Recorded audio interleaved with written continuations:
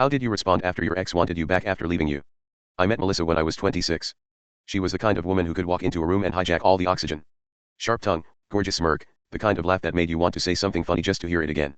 I was smitten like a fool. We got married after a whirlwind 14 months. It wasn't always sunshine and fireworks, but I thought we had something real.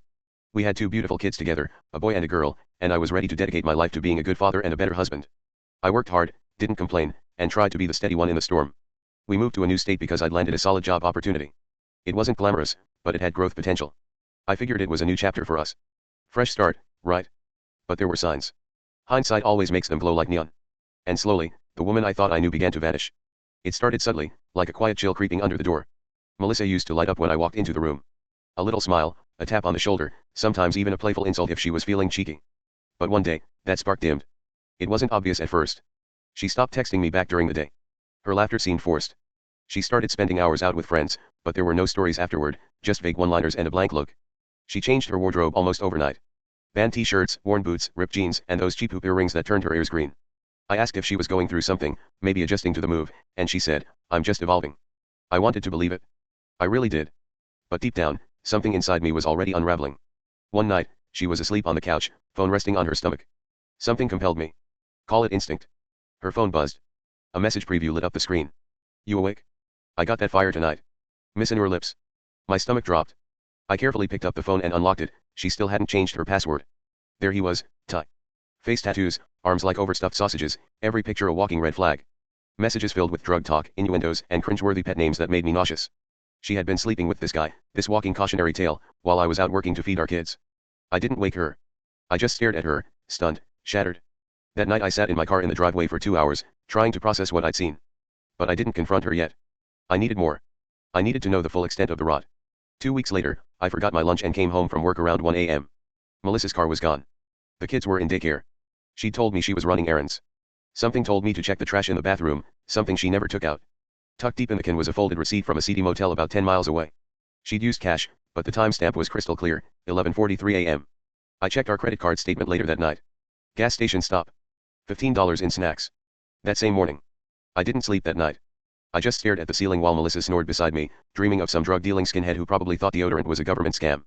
I took a picture of the receipt and stored it in a hidden folder on my phone labeled Receipts, Tax. The final piece fell into place on a rainy Thursday.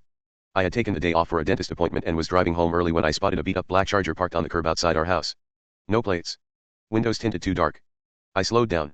Through the windshield, I saw him. Ty. In all his unwashed glory. Smoking something. Melissa was in the passenger seat, her head practically in his lap, laughing like a teenager skipping school. She didn't even notice me drive past. I parked a block away, sat in the car, and took video. 35 seconds of footage that captured the betrayal in high definition. The final nail. I sat there, numb. Cold. I thought about my kids.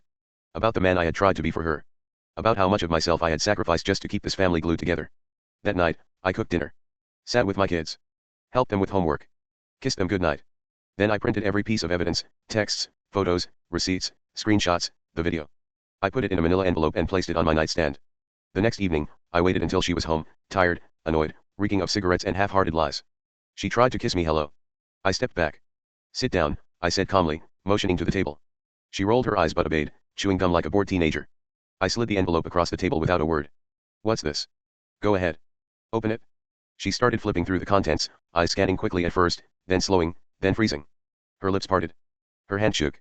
You went through my phone. I did more than that. I paid attention. Something you stopped doing a long time ago. She looked up, eyes wide. It's not what it looks like. Melissa. I held up a hand. Don't insult both of us. She dropped the papers, face pale. We can work through this. We have kids.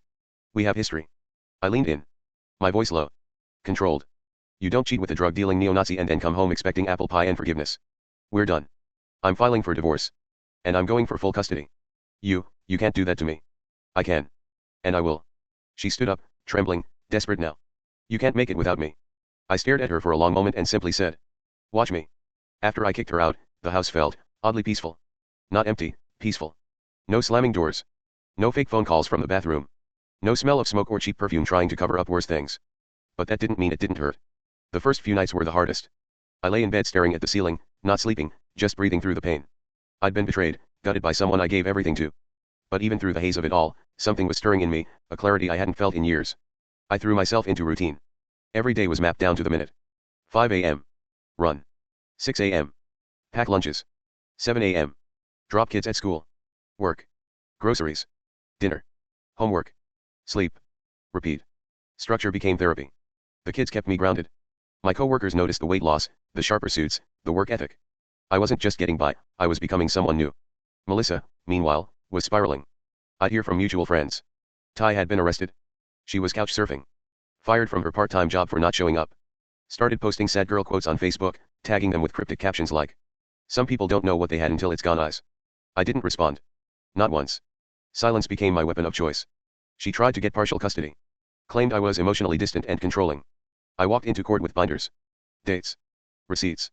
Videos. She walked in with dollar store makeup and a public defender who looked as tired as she did. The judge barely let her speak before granting me primary custody and her supervised weekend visits. She screamed outside the courtroom. Threw her purse. Called me a monster. I stayed silent. Cool. Calm. I went home that night, tucked the kids into bed, poured a scotch, and realized something. I wasn't angry anymore. I was just done. That's when everything shifted.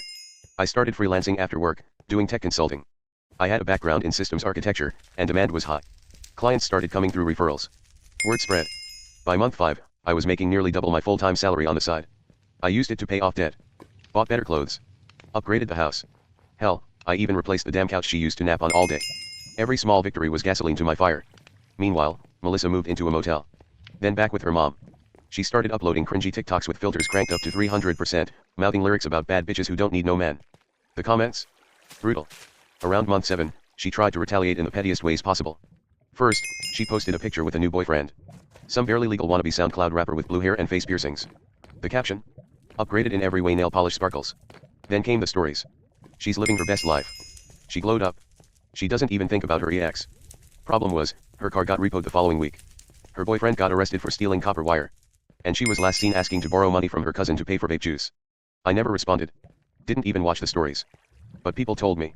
Because they were watching me too. By the end of the year, I had quietly transitioned into a new role, a lead position at a major firm that reached out after seeing my work on LinkedIn. $40,000 raise. Company car. Bonuses. Private office. And still, Melissa couldn't stop. She started spreading rumors to mutual friends. That I was emotionally abusive. That I bought my way through court. That I was neglecting the kids. One day, she even showed up at my job pretending she wanted to talk about child support logistics. Security escorted her out within 10 minutes. She texted me that night. "You think you're better than everyone now? You're still the same loser who begged me to love him." I deleted it. No response. Month 11. I got a message from her mother, yes, her mother, saying Melissa had been picked up for public intoxication. The kids were with me already, thank God. I didn't gloat. I didn't laugh. But I also didn't help. The woman who once told me I wasn't man enough to keep her had now burned every bridge she'd ever built, and she knew it. That week, she posted a picture of her kids from 2 years ago, captioned, "I miss my babies. If only their father would let me be a mom again." I replied publicly, once and only once. "You were given every chance. You chose something else. Don't pretend now." 10,000 silent stares. She deleted the post within an hour. I bought a new house. Bigger. Better. Paid off. I drove the kids there one evening, surprising them with their own rooms and a treehouse in the backyard. Later that night, I posted a simple picture. Me, in the backyard, holding my son, fire pit behind us. Caption. Built this from the ashes. No shortcuts. Just work. Melissa texted me again that night. "I want to talk. We should talk. The kids need us whole." I stared at the screen. And then, with no anger, just clarity, I replied. "The kids have me. That's enough." One Friday afternoon, the school was hosting a parent-teacher event. I showed up in a tailored suit, polished shoes, a calm smile, and 2 kids who adored me. Confident. Grounded. Unrecognizable from the man she once walked all over. Melissa was there. She looked small. Not physically. But in presence. Wearing jeans too young for her, hair brittle, forced smile painted on her lips. She kept glancing at me. Watching the way the teachers respected me. The way the kids clung to me. The way other moms smiled at me. One even asked if I was single. Melissa tried to walk over afterward. "Hey," she said with a half smirk. "You look good." I raised an eyebrow. "Yeah. I do." There was a silence. One of those long ones that fills your chest like a balloon about to burst. She looked down, swallowed, then asked. "Want to grab a coffee sometime? Just to talk. You know, catch up." I studied her for a second. Not with anger, just reflection. Like looking at a faded photo of a person you used to know. Then I said, calm and clear. "Melissa, you didn't just walk away from me. You buried me. Then you laughed while I dug myself out. And now that I've rebuilt myself without you, you think you can just walk back into my life like nothing happened." She flinched a little. Didn't expect that. She opened her mouth to defend herself, but I kept going, still cool, still firm. You weren't just a chapter. You were a cautionary tale. And I'd rather set myself on fire than go through that story again. Her face cracked. Just slightly. Like a mask breaking down from too many storms. You think you're better than me now, she snapped. I smiled. Not a smug grin, just a calm, quiet truth. No, I know I am. She looked around, saw people watching, and stepped back. I could see the realization washing over her like cold rain. I was gone. Not angry. Not bitter. Just, done. And thriving. That night, she sent me one last message. I miss the old you. The one who needed me. The one who would have done anything to keep me. That man loved hard. I let the message sit for a while. Then I answered, one final time. You're right. He did love hard. But he died the day you threw him away. The man standing now. He loves better. And he knows exactly who deserves it. Blocked. Deleted. Gone. Since then, she's disappeared back into the noise. Occasionally I'll hear through someone that she's trying to get back on her feet or that she still talks about me like we're unfinished. But I'm finished. Fully. My house is full of laughter. My kids are thriving. My career is soaring. My peace is priceless. And the woman who thought she could break me. She ended up teaching me how to become unstoppable.